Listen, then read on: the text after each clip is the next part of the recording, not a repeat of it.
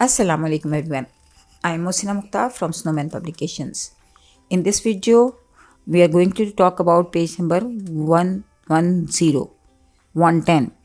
Look, this is page number 110 and this is the last letter of this book.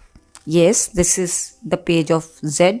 We can see three icons at the top of this page: listening, speaking and reading. And as usual, this is a page of phonemic awareness and vocabulary introduction. And the page title is This is Zebra Crossing. Zebra Crossing.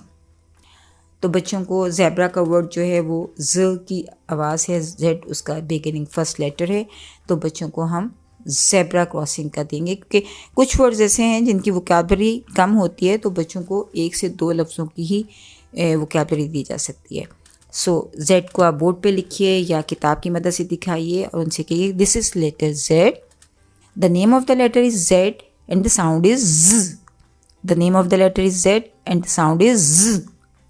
Name of the letter is z and the sound is ज़.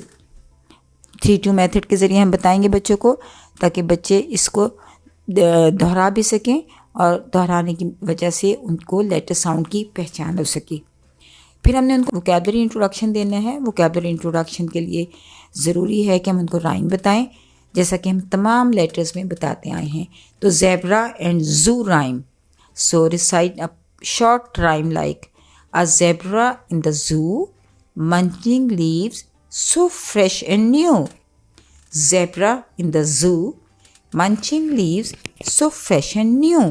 बच्चों से कहिए कि वो पूरा week इस rhyme को दोहराएं ताकि वो जेड को जान सकें, जेड की वोकैबुलरी को पहचान सकें और साथ साथ जेड की साउंड की प्रैक्टिस कर सकें.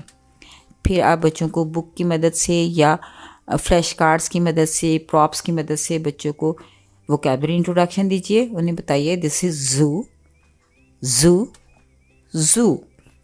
This is zebra, zebra, zebra. The beginning sound of both